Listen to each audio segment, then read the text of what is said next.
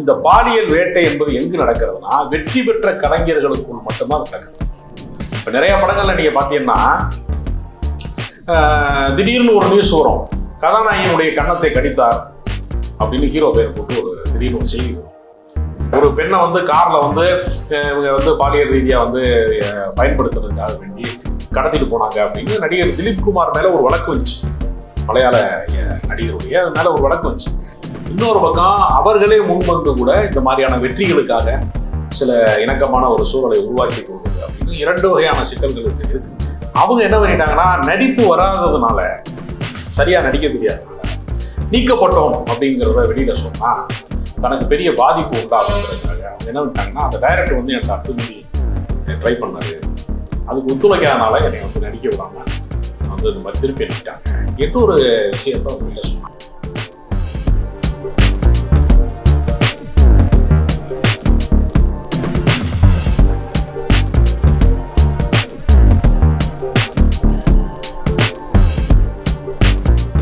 திரைக்கடல் நேயர்களுக்கு வணக்கம். இன்னைக்கு நம்ம கூட யார் இணைஞ்சிருக்காங்க அப்படின்னு பாத்தீங்கன்னா, சினிமா மற்றும் அரசியல் விமர்சகர் ராஜகம்பீரன் அவர்கள். சார் வணக்கம். சார் வணக்கம் சார். இப்ப கேரளா சினிமா இண்டஸ்ட்ரியும் தாண்டி கேரளாவே ஒரு விஷயம் இப்போ உளிக்கிருக்கு அப்படின்னே சொல்லலாம். நீதிபதி ஹேமா அவரோட அறிக்கை பல விஷயங்கள் வந்து வெளியே வந்திருக்கு. இந்த மாதிரி அங்க உள்ள நடிகர்களுக்கு எந்த மாதிரியான பாலியல் வன்கொடுமை எல்லாம் நடந்திருக்கு அப்படின்ற விஷயங்கள். அது மட்டும் இல்லாமல் முக்கியமான நடிகர்களும் முக்கியமான டைரக்டர்கள் பேருமே அடிபட்டிருக்கு. இந்த விஷயத்தை எப்படி பாக்குறீங்க சார்? சினிமா துறை வந்து நாடகக்கலையில வந்து வந்தது தொடக்க காலத்திலே பெண்கள் நடிப்பதற்கே முன்வராத ஒரு துறையாக இருந்தது. நாடகத்திலே வந்து பெண் வேடத்திலே நடிப்பவரே ஒரு ஆண் தான் நடிப்பார். அதனால தான் வந்து சமீபத்திலே வந்த ஜமா என்கிற திரைப்படத்துல கூட பெண் வேடமிட்டு நடிக்கக்கூடிய ஒரு ஆண் கதாபாத்திரத்தை சுவராசியத்திற்கான ஒரு கதையினுடைய மையமாக வைத்து ஒரு படத்தை சமீபத்திலே கூட வெளிவந்தது. அப்ப நீண்ட நெடுங்காலமாக பெண்கள் வர தயங்குகிற ஒரு துறையாகத்தான் இருந்திருக்கு தொடக்க காலத்துல கலைத்துறை எல்லாம். பின்னால வந்து சினிமாவிற்கு பல பேர் நடிக்க வந்தாங்க. அதற்கு காரணம் என்ன அப்படின்னா, வேறு எந்த துறையிலையுமே கிடைக்காத மாபெரும் புகழ் வெளிச்சம் வந்து சினிமாவில் கிடைக்கும். அது மட்டுமல்ல, கற்பனைக்கு எட்டாத பல கோடி சம்பளங்கள் இன்றைக்கு வந்து ஒவ்வொருத்தருக்கும் வந்து நட்சத்திரங்களுக்கான ஊதியமா வழங்கப்படுது. இப்படி பல விஷயங்கள். அது மட்டுமல்ல, வந்து ஒரு அரசியலை தீர்மானிக்கக்கூடிய சக்தியாக கூட சில பேர் மாறுகிறார்கள். தமிழ்நாட்டில் வந்து விஜய் வந்து அரசியல் சக்தியாக மாறுவதற்கான ஏற்பாடுகளை செய்கிறார். அப்ப சினிமாவினுடைய வெற்றி என்பது ஒரு அதிகாரம். கலை இலக்கியத்தின் வழியாக, நடிப்பின் வழியாக அவர்கள் வந்து மக்கள் மனங்களை வந்து ஆட்சி செய்கிறாங்க. அதன் மூலமாக அவர்கள் பெருங்கோடிகளை வந்து பணமாக சம்பளமாக பெறுகிறார்கள் வெற்றி பெற்றவர்கள். அப்ப இந்த பாலியல் வேட்டை என்பது எங்கு நடக்கிறதுனா வெற்றி பெற்ற கலைஞர்களுக்குள் மட்டும்தான் நடக்குது. இதை வந்து நம்ம இப்படி பிரிச்சு பார்க்க வேண்டியிருக்கிறது. ஏன்னா சினிமா துறை சார்ந்தவர்கள்ல பொது புத்தியில என்ன இருக்குன்னா, நடிகையினாலே வந்து ஏதோ ஒரு பாலியல் தொழிலாளியை போல பல பேர் நினைக்கிறான். அது உண்மை கிடையாது. அவங்க வந்து கலைக்காக தங்களை அர்ப்பணிக்கிறவங்க. அவங்களுக்கு நடனம், பாடல் ஒரு ஆர்வத்தின் காரணமாக பல பேர் வர்றாங்க. அதனாலதான் பெரிய செட்டிலான குடும்பங்கள்ல இருந்து, பெரிய பாரம்பரியமான குடும்பங்கள்ல இருந்து கூட கலைத்துறையில வந்து பல பேர் வந்திருக்கிறாங்க. உதாரணத்திற்கு வந்து இயக்குனர் சங்கரின் மகள் வந்து கதாநாயகி அதிதி சங்கர் நடிச்சாங்க. இது மாதிரி கமலஹாசன் பொண்ணு ஹீரோயினியா நடிச்சாங்க. ரெண்டு பொண்ணுமே ஹீரோயினியா நடிக்கிறாங்க.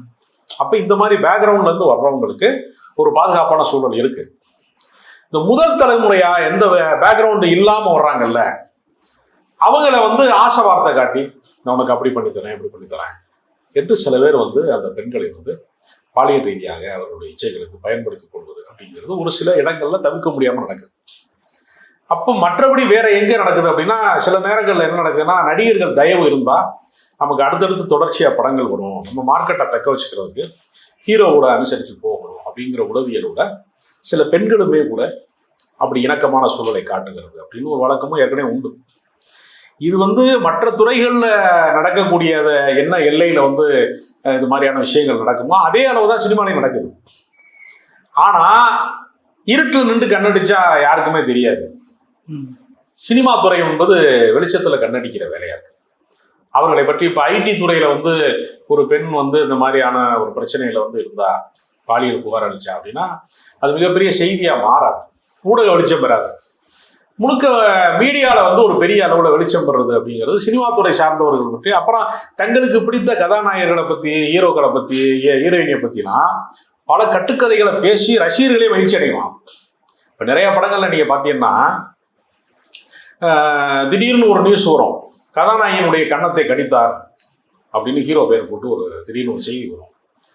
அது உண்மையிலேயே அப்படி போய் கன்னத்தை அவர் கடிப்பாரா அப்படின்னு பார்த்தா அந்த படத்திற்கு காட்சிக்கு தேவைப்படுகிறதாங்கிறது ஒண்ணு. இப்படி ஒரு செய்தி பரவுறதன் மூலமா அந்த படத்துக்கு ஒரு விளம்பர வெளிச்சம் கிடைக்குது, ஒரு இலவச விளம்பரம் கிடைக்குது. இதெல்லாம் வந்து திட்டமிட்டே வந்து என்ன செய்யறாங்கன்னா, வியாபார ரீதியாக அந்த படம் கவனம் பெற வேண்டும் என்பதற்காக இந்த மாதிரி ஒரு நடிகையினுடைய பேரை போட்டு இந்த மாதிரி நயன்தாராவின் கன்னத்தை கடித்தார்னு ஒரு நியூஸை பரப்பது மூலமா இவன் அந்த படத்துக்கான அட்டென்ஷனை கிரியேட் பண்றது. இது ஒரு வகையான உத்தி. இப்படிதான் நீண்ட காலமா நடந்திருக்கு. இப்ப இதுல என்னன்னா வந்து பெண்கள் பாதிக்கப்பட்டவங்க, ஒரு பெண்ணை வந்து கார்ல வந்து இவங்க வந்து பாலியல் ரீதியா வந்து பயன்படுத்துறதுக்காக வேண்டி கடத்திட்டு போனாங்க அப்படின்னு நடிகர் திலீப் குமார் மேல ஒரு வழக்கு வந்துச்சு, மலையாள நடிகருடைய அது மேல ஒரு வழக்கு வந்துச்சு. அதுல இருந்து தொடங்கியதுதான் ஒரு மீட்டு இயக்கம் மாதிரி. ஏறத்தால மீட்டு இயக்கத்துல பல பெண்கள் வந்து என்னை வந்து ஒரு மாதிரி தவறா அணுகுனாரு, என்னை வந்து திடீர்னு கட்டி பிடிச்சாரு, வேலைக்கு போன இடத்துல இந்த மாதிரி அத்துமீறி நடந்துக்கிட்டாரு அப்படின்னு பல பேர் சொன்னாங்க இல்லையா. அப்ப எங்க மீட்டூர்ல நம்ம மாட்டிக்கிறோமோ அப்படின்னு சொல்லி பல பிரபலங்கள் வந்து பதட்டம் அடைஞ்சாங்க. அதனுடைய ஒரு தொடர்ச்சி தான் அந்த அரசாங்கம் என்ன பண்ணிருக்குன்னா, பினராயி விஜயன் அவர்கள் வந்து முதலமைச்சராக இருக்கிறாங்க கேரளாவில். அவங்க இதுக்கு ஒரு நீதிபதியை நியமிச்சு பாலியல் ரீதியாக இது மாதிரி திரைப்பட சார்ந்த பெண்கள் வந்து இந்த மாதிரியான துன்புறுத்தலுக்கு ஆளாக்கப்படுறாங்களா என்பதை விசாரிப்பதற்கு நீங்க ஆஃப் த ரெக்கார்ட்ல எல்லாமே சொல்லுங்க, யாருக்கும் பயப்படாதீங்க, நாங்க உங்களுடைய பெயர்களை வெளியிட மாட்டோம் என்று சொல்லி ஒரு 300 பக்க அறிக்கை வந்து வெளியிடப்பட்டிருக்கிறது. Okay sir. ஆனால் பல ஹீரோயின்ஸ் வந்து இதை முன்னெடுத்து சொல்லியிருக்காங்க, பேர் தெரிஞ்சாலும் பரவாயில்ல, ஆனால் இவர் வந்து தண்டிக்கப்படணும் அப்படின்னு சொல்லிட்டு நிறைய பேர் வந்து சொல்லியிருக்கிறாங்க. முக்கியமாக வந்து இப்போ ரஞ்சித் அப்படின்னு சொல்லிட்டு அவங்க ஒரு டைரக்டர் இருக்கிறாரு, அவர் வந்து மம்முட்டியெல்லாம் வச்சு இயக்கியிருக்கிறாரு. அவர் வந்து இந்த மாதிரி துன்புறுத்தி இருக்காரு, பாலியல் வன்கொடுமைக்கு ஆளாக்கிறாரு அப்படின்னு சொல்லிட்டு சொல்லியிருக்கிறாங்க. அது மட்டும் இல்லாமல் இன்னும் 2 பெண்கள்லாம் வந்து அவர் மேலே சொல்லி அவருக்கு பெயில் கூட கிடைக்காத அளவுக்கு அந்த கேஸ் போடுறதுக்கு அந்த அரசாங்கம் வந்து துணிஞ்சிருக்கு அப்படின்ற விஷயம்லாம் போயிட்டு இருக்குது. எப்படி சார் பார்க்குறீங்க? அது 2 வகையான நம்ம பார்க்க வேண்டியிருக்கிறது. அதாவது இந்த மாதிரியாக வந்து சினிமா ஆசையில வரக்கூடிய இளம் பெண்களை அவங்களுக்கு வந்து வாய்ப்பு வாங்கி தர்றது மூலமா அவங்க மார்க்கெட் வந்து தக்க வைத்துக் கொள்வதற்கு சில அனுசரணையான போக்குகளை வந்து உருவாக்கி தரேன் என்கிற ஆசை வார்த்தை காட்டி வலையில் விட வைப்பது என்பது ஒரு வகை. இன்னொரு பக்கம் அவர்களே முன்வந்து கூட இந்த மாதிரியான வெற்றிகளுக்காக சில இணக்கமான ஒரு சூழலை உருவாக்கி கொள்வது அப்படின்னு 2 வகையான சிக்கல்கள் இதுல இருக்கு. இதுல என்ன நடக்கும்னா, ஒரு கட்டத்துக்கு மேல வளர்ச்சி அடையாத காலகட்டத்துல சில பேரோட அவங்க வந்து இணக்கமா இருந்துட்டு வளர்ச்சி அடைந்ததற்கு பின்பு அவங்க மேல இவங்களுக்கு ஒரு கோபம் இருக்கும், ஒரு பழி தீர்ப்பதற்கான ஒரு வன்மம் கோபம் இருக்கும். அது சார்ந்து கூட அது புகார் அளிப்பது அப்படிங்கிற ஒரு நடைமுறையும் அதுல இருக்கு. ஏன்னா எனக்கு தெரிந்து ஒரு படப்பிடிப்புல ஒரு கதாநாயக ஒப்பந்தம் செய்யறாங்க ஒரு தமிழ் திரைப்படத்துல.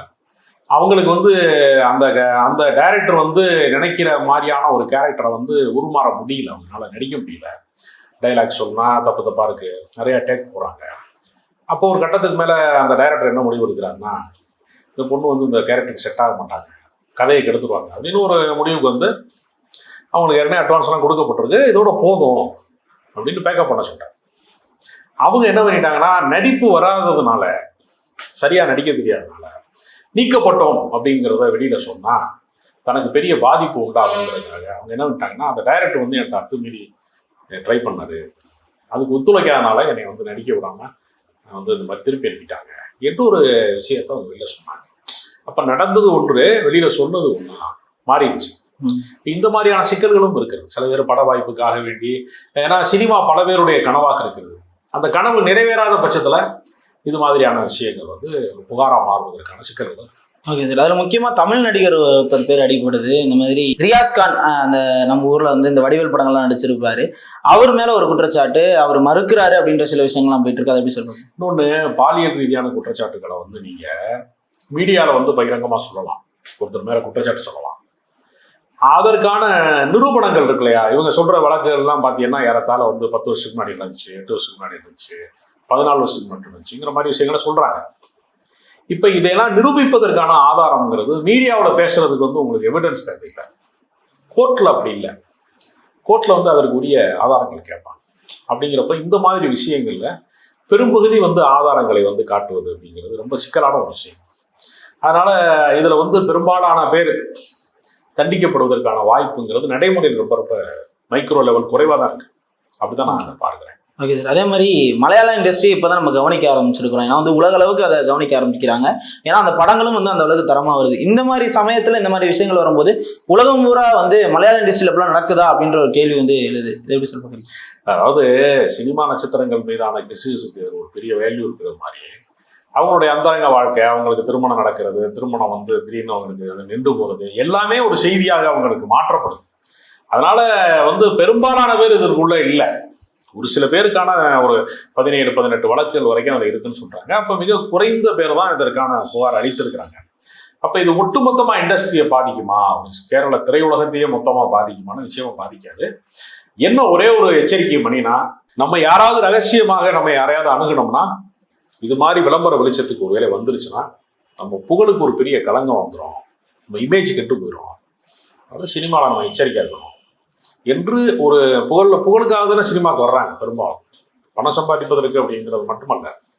ஏன்னா எத்தனையோ தொழில் அதிபர்கள், கோடீஸ்வரர்கள், மல்டி மில்லியனியர்கள்லாம் ஃப்ளைட்டில் போனால் அவரை யாருக்குமே தெரியலை. ஆனால் ஒரு சினிமா நடிகனுக்கு எல்லாருமே விசிட்டிங் கார்டை பாக்கெட்டில் வச்சுருக்கான். ஒரு நடிகருக்கு அவருடைய முகமே விசிட்டிங் கார்டாக மாறுது. இது மாதிரியான புகழ் வெளிச்சத்தில் இருக்கிறவங்களுக்கு இது ஒரு எச்சரிக்கை மணியாக எடுத்து. அதே மாதிரி சித்திக் அப்படின்றவர் முன்னாடி வந்து மலையாளத்துல வந்து பயங்கரமான ஒரு ஆக்டரா இருந்திருக்கிறாரு. அவர் மேலேயுமே வந்து ஒரு குற்றச்சாட்டு வச்சிருக்கிறாங்க. இந்த மாதிரி நிறைய முக்கியமான பிரபலங்கள் வந்து இந்த மாதிரி விஷயங்கள் வருது. இது எப்படி சார்? ஏன்னா வந்து ஒட்டுமொத்த நடிகர் சங்கமே கலைக்கப்பட்டு விட்டது. அப்ப தார்மீக பொறுப்பேற்றுக் கொண்டு எல்லாருமே வந்து என்ன பண்றாங்கன்னா பொறுப்பை வந்து ராஜினாமா செய்யறாங்க. ஆனா இதற்கு இடையில என்ன ஒரு கருத்து இருக்குன்னா, கேரளாவினுடைய கைரளி மாதிரியான சில முக்கியமான சேனல்கள் எல்லாம் என்ன டிஸ்கஷன் போகுது அப்படின்னா, கேரளாவினுடைய சினிமா என்பது மிக நீண்ட கலாச்சார பின்னணி கொண்ட, பண்பாடு கொண்ட ஒரு தொடர்ச்சியை அவங்க மெயின்டைன் பண்றாங்க. நம்ம ஊர் மாதிரி இல்லாம அவங்களுடைய ஒரு ஆர்ட் ஃபார்மை வந்து அவங்க காப்பாற்றி வச்சிருக்காங்க. அதே மாதிரி ஓடிடி தளம் என்பது முழுக்க முழுக்க அங்கு அரசே வந்து நிர்வகிக்கக்கூடிய இடத்துல இருக்கு. அதே மாதிரி கியூப்னு சொல்லக்கூடிய அதுவும் அந்த ஒளிபரப்பும் வந்து திரையரங்க ஒளிபரப்பும் ஏறத்தாழ வந்து அரசின் கட்டுப்பாட்டில் இருக்கு. இதையெல்லாம் கார்பரேட்டுகள் கைப்பற்றணும், தனியார் வந்து இதற்கான லாப வேட்டைகளில் பங்கேற்கணுங்கிறதுக்காக இது மாதிரியான பிரச்சனைகளை வந்து அவங்க தான் வந்து பின்னாடி இருந்து இயக்குறாங்க. அப்படி இயக்குவதன் மூலமாக இந்த பிரச்சனை அதிகமாகி எல்லாருமே வெளியேறும் போது அந்த அசோசியேஷனை இவங்க கைப்பற்றி தனக்கு வேண்டப்பட்டவர்களை வைத்துக்கொண்டு அந்த கியூபையோ அல்லது ஓடிடி தளத்தையோ இல்லை வேறு சில திரையரங்க அமைப்பையோ அது கைப்பற்றுவதற்கு கார்ப்பரேட் முயற்சி ஒன்று நடக்குது. அதுக்கு தான் இந்த பாலியல் புகார் என்கிற விஷயம் போதாகரமாக பேசப்படுகிறது. இது எப்பொழுதுமே சினிமா துறையில் வந்து இது மாதிரியான 1-2 விஷயங்கள் எப்பவுமே இருந்துட்டு தான் இருக்கு. அது நீங்கள் நீண்ட காலமாகவே உள்ளது தான். இது இவ்வளோ பெரிய குற்றச்சாட்டுக்கும் இவ்வளோ பெரிய இதுக்கும் வந்து உள்ளானதுக்கு பின்னாடி ஒரு அரசியல் இருக்கு அப்படின்னு கேரளாவை சேர்ந்த பல சேனல்களுடைய கருத்து இந்த மாதிரி சொல்லப்படுகிறது. அதனால இது எதை நோக்கிய பயணம் அப்படிங்கிறது நமக்கு இனிமே தான் தெரிய வரும். ஏன்னா வந்து மோகன்லால் வந்து விலகுறாரு. அதுக்கப்புறம் வந்து இன்னும் 17 பேர் வந்து தொடர்ச்சியா விலகுறாங்க. மோகன்லால் மேலாம் எந்த குற்றச்சாட்டையும் யாரும் முன்வைக்கிறார். அவர் தானே முன் வந்து எல்லாவற்றையும் வந்து அவர் வெளியேறினோம்னா அவருடைய செயற்குழு உறுப்பினர்கள் அதில் இருக்கவங்க எல்லாருமே அசோசியேஷன் மொத்தமே கிடைக்கப்படும். அப்ப இது அதுக்கு பின்னாடி ஏதாவது நிர்பந்தம் இருக்கிறதா ராஜினாமாவுக்கு பின்னாடி என்கிற கேள்வி அது. அப்ப பினராயி விஜயன் வந்து உரிய நடவடிக்கை எடுப்பேன் அப்படின்னு அவர் சொல்லியிருக்காரு.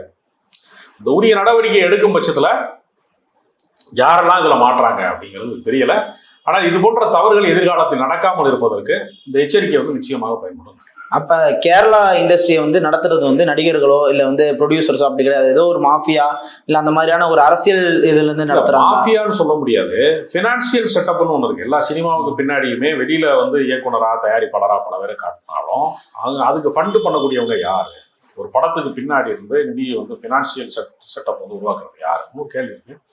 அவங்களுடைய விருப்பமா கூட இது இருக்கலாம் அப்படிங்கிற ஒரு சந்தேகம் அதுக்குள்ள இருக்கு. அதனால அரசு மயமாக இருக்கக்கூடிய அங்க சினிமா இண்டஸ்ட்ரி வந்து அரசு கட்டுப்படுத்தி வைத்திருக்கிறதுனால அரசிடமிருந்து இதை பறிப்பதற்கான ஒரு லாப வேட்டைக்கான முயற்சியா என்று ஒரு பெரிய சந்தேகம் அதுக்குள்ள இருக்கு.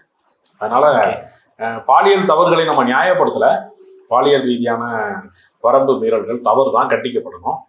ஆனா அதை மட்டுமே வைத்து ஒரு ஒட்டுமொத்த கேரள திரையுலகத்தை வந்து இழிவுபடுத்துவதற்கான வாய்ப்பாக இதை மாற்றிவிடக்கூடாது அப்படின்னு. இப்போ இந்த மாதிரியான விஷயங்கள் வெளியே பரவுது அப்படின்னா இது கேரளாவில் மட்டும்தான் இருக்கு அப்படின்ற ஒரு குற்றச்சாட்டு வந்து இப்போ தொடர்ச்சியா வச்சுட்டு இருக்காங்க. கேரளாவில் இப்போதைக்கு வெளியே வந்ததுனால அப்படி இல்லை, எல்லா துறைகள்லையுமே துறை சார்ந்துமே இருக்கும். இது புகார் அளிக்கப்பட்டதுனால அது முதன்மையா பேசப்படுது. சாமியாருக்கும் போலி சாமியாருக்கும் என்ன வித்தியாசம்? பிடிபட்டா போலி சாமியார், பிடிபடலைன்னா சாமியார் மாதிரி சில பிரச்சனைகள் வெளியில வரும்போது அது புதாகரமாக பேசப்படுகிறது. அப்ப இங்கே இருக்கிறவங்களும் அதே மாதிரி புகார் அளிப்பதற்கு முன் வந்தாங்கன்னா இங்கும் தான் பல பேருக்கான பிரச்சனை அது இருக்கு. அதனால இது அவர்களுக்கு மட்டுமான பிரச்சனைன்னு நம்ம சொல்ல முடியாது. இது கலைத்துறை சார்ந்த பிரச்சனை மட்டுமல்ல. ஆண் பெண் எங்கெல்லாம் வேலை செய்யறாங்களோ அங்கெல்லாம் ஒருத்தருடைய விருப்பமும் ஒருத்தருடைய விருப்பமின்மைக்கான ஒரு முரண்பாடு, அதுக்கான கான்ட்ரவர்சி வர இடங்கள்ல பூராமே இந்த பிரச்சனைகள் இருந்துகிட்டு தான் இருக்கு. இது ஒரு ஐடி கம்பெனியில் நடந்துச்சுன்னா அது பெரிய செய்தியா மாறாது. இது வந்து சினிமா இண்டஸ்ட்ரியில நடக்கிறதுனால இது ஒரு பெரிய செய்தியாக பேசப்படுது. அப்படிதான் அதை புரிந்து. ஆனா கேரளா கவர்மெண்ட் வந்து ரொம்ப சீரியஸா அதுல இறங்கி இருக்கிறாங்க. இந்த மாதிரி விஷயங்கள்லாம் அடுத்து நடக்கக்கூடாது அப்படின்றதுக்காண்டி ஒரு அறிக்கை கமிட்டி வச்சு அந்த மாதிரி விஷயங்கள் பண்ணிட்டு இருக்கிறாங்க. அது வெற்றி பெற்ற நடிகர்கள் அவங்களுக்குள்ள பார்ட்டி வைப்பாங்க. அவங்களுக்குள்ள வந்து அந்த மாதிரி ஆட்களுக்குள்ளதான் இது மாதிரியான விஷயங்கள் நடக்குது. இது வந்து சினிமா தொழிலாளர்களுக்கு இதுல சம்பந்தம் கிடையாது. சினிமாவை நம்பி இதுக்காக கதாசிரியர்களா இருக்கிறவங்க, இதற்காக வேண்டி வந்து இயக்குனர் ஆகணுங்கிறதுக்காக பல வருடம் போராடுகிறவர்கள் அப்படின்னு ஒரு 24 கிராஃப்ட் இருக்கு சினிமாக்குள்ள. அவர்களுக்கும் இதுக்கு எந்த சம்பந்தமும் இல்லை. இது வெற்றி பெற்றவர்கள், வெற்றி பெறுவதற்காக வந்து தீவிரமான குறுக்கு முயற்சி செய்கிறவர்கள், அவர்களுக்குள்ள நடக்கக்கூடிய இது மாதிரியான ஒரு சில சில்மிசங்கள் தான் அதை வெளியில வந்திருக்கே தவிர இது ஒட்டுமொத்த கலை உலகம் சார்ந்த பிரச்சனை இல்லை. ஒரு சிலர் செய்கிற தவறை வந்து ஒட்டுமொத்தமாக நம்ம ஒரு பெரிய பூதாகரமான செய்தியாக மாற்றுகிறார்களே தவிர அடிப்படையில் இது மிக குறைந்த பர்சன்டேஜில் உள்ள ஒரு தவறு தான். சார், இதை குறித்து ஊர்வசி அவர்கள் வந்து ஒரு பேட்டி கொடுத்துருந்தாங்க. அதில் அவங்க பல விஷயங்கள் வந்து சொன்னாங்க. இந்த மாதிரி எனக்கும் நடந்த போதெல்லாம் நான் வந்து இல்லை முடியாதுன்னு சொல்லிட்டு நான் வந்திருக்கிறேன். ஏன்னா எனக்கு என் ஃபேமிலி பேக்ட்ராப் இருந்துச்சு. இந்த மாதிரி மற்றவங்களுக்கு நடக்கும்போது அவங்க வந்து முடியாது அப்படின்னு சொல்லிட்டு வந்துடலாம் அப்படின்ற விஷயம் வந்து வைக்கிறாங்க. எத்தனை பேர்த்தால அப்படி சொல்ல முடியும்? ஏன்னா வந்து சில பேர்த்துக்கு ஃபினான்ஷியலாக ஏதாவது விஷயங்கள் இருக்கலாம், சில பேர்த்துக்கு பயப்படலாம், அந்த மாதிரியான விஷயங்கள் இருக்குன்ற மாதிரி. அப்படிலாம் இல்லை. ஒருத்தருக்கு விருப்பம் இல்லைன்னா வெளியில வர்றது இயற்கை தான். சினிமாவில் வந்து எத்தனையோ பேர் வெளியேறி இந்த படத்துல இருந்து இந்த ப்ராஜெக்ட்ல இருந்து நான் நடிக்கல அப்படி எவ்வளவு வெளியேறியிருக்காங்க. டேலண்ட் பர்சனா இருக்கிறவங்கள வந்து சினிமாவில் இதை காரணமாக காட்டிலாம் வெளியேற்ற மாட்டாங்க. அல்லது இதனால மட்டுமே ஒருத்தருடைய திறமையை முடங்கிறாங்க. அவங்க அடுத்தடுத்த வாய்ப்புகளை பெறுவாங்க. இது அதனால இதை வந்து நம்ம அப்படி எடுத்துக்கொள்ள வேண்டிய அவசியம் கிடையாது. அதனால இது ஒரு காரணத்துக்காக தான் சினிமா இயங்குது என்று அல்ல. இப்படி சராசரி வாழ்க்கையில வந்து மனிதர்கள்ல வந்து ஒரு 5% பேர் இந்த மாதிரியான ஆட்கள் இருப்பாங்களா, அது மாதிரியான பெண் பித்து உள்ளவர்கள், இந்த மாதிரியான முறைகேடாக வந்து பழகக்கூடியவங்க அப்படின்னு ஒரு சிலர் இருப்பாங்க எல்லா துறையிலும். அப்படித்தான் இதை பார்க்கணுமே தவிர ஒட்டுமொத்தமா அப்படி இது இருந்தா தான் சினிமாவில் முன்னுக்கு வர முடியும் அப்படின்லாம் எந்த கண்டிஷன் கிடையாது. அது ஒரு சிலருக்கான பிரச்சனைன்னு நான் புரிஞ்சுக்கிறேன். அதே மாதிரி இங்க தமிழ்ல நிறைய நடந்திருக்கு, அதெல்லாம் வெளியே வரல. கேரளா நடந்தனால இப்ப நீங்க கேரளா வந்து குற்றச்சாட்டா வைக்கிறீங்க. இங்க எவ்வளவு நடந்துச்சுன்னு தெரியுமான்ற விஷயங்களும் அவங்க சொல்றாங்க. அது புகார் அளிக்கிற போது தானே எப்பவுமே வரும். எங்க வீட்டுல திருடு போயிருச்சுன்னு ஒருத்தர் போய் போலீஸ்ல புகார் பண்ணாதானே போலீஸ்காரங்க வந்து விசாரிப்பாங்க. இது திருடு போயிருச்சு, எனக்கு எப்படி எங்கே தொலைச்சேன்னு தெரியலன்னு சொல்லி அமைதியா இருந்துட்டாங்கன்னா புகார் அளிக்கலைன்னா என்ன செய்வாங்க? வரமாட்டாங்க இல்லையா? எப்பொழுதுமே விசாரணைக்குரியதாக ஒரு பிரச்சனை வரும்போது தான் அது வெளியில வரும். அங்க அவர்கள் வெளிப்படையாக தெரிவிக்கிறாங்க, அதனால அது பேசப்படுது. இங்க வெளிப்படையான ஒரு சூழல் வரும்னா இங்கேயும் அந்த பிரச்சனை வரும். இங்க வந்திருக்கு ஏற்கனவே சின்மை மாதிரி ஆட்கள்லாம் பல பிரச்சனைகளை இங்கே பேசியிருக்காங்க. பல பேருக்கு அது கருத்து இங்கேயும் வந்திருக்கு. அது ஒன்றும் புதுசு கிடையாது. தமிழ் சினிமாவில் நடந்திருக்கு.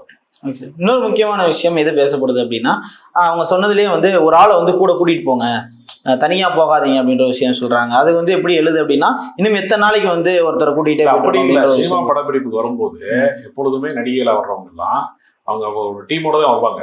அவங்களுக்குன்னு ஒரு மேக்கப் மேன் வருவாங்க, ஹேர் ட்ரெஸ்ஸர் வருவாங்க, கூட அவங்க அம்மா வருவாங்க, கூட சில பேர் அண்ணே வருவாங்க, 4-5 பேர் கூட வருவாங்க. அது ஏற்கனவே இருக்கிறதா, இது ஒன்றும் புதுசு கிடையாது. அது அப்படித்தான் இருக்காங்க. அது வந்து ஒரு சிலருக்கு அந்த மாதிரியான ஒரு சில பேர் அந்த விருப்பங்களை தெரிவிக்கிறவங்க அல்லது ஒரு சிலருக்கு நடந்திருக்கே தவிர அது எல்லாருக்குமான பிரச்சனைன்னு நினைக்கிறேன். ஒரு விதி விலக்கு தான். எல்லாருக்குமான விதியா நம்ம கருத முடியாது. ஓகே சார், இப்போ பல விஷயங்கள் மலையாள சினிமாவும் சரி கேரளாவும் சரி நிறைய பேர் வித்து கவனிச்சுட்டு இருக்கிறாங்க. அடுத்து என்ன அப்படின்ற ஒரு விஷயம், இதை மீண்டு வந்துரும்னு நினைக்கிறீங்களா? மலையாள சினிமா அந்த எப்பொழுதுமே உள்ளது என்னன்னா, ஒரு சாலையில விபத்து நடக்கிறதுங்க, அந்த சாலையில இனிமே பயணமே நடக்காது நம்ம எப்படி சொல்ல முடியாது. அது மாதிரிதான் இதுவும். எல்லா துறைகள்லையுமே ஆண் பெண் பிரச்சனை அப்படிங்கிறது வந்து எல்லா இடத்துலயும் இருக்கு. திருமணத்துல டைவர்ஸ் ஆகுது, காதலிக்கிறவனுக்கு பிரேக்கப் ஆகுது, ஆண் பெண் முரண்பாடு பிரச்சனைங்கிறது எல்லா இடங்கள்லயுமே இருக்கு.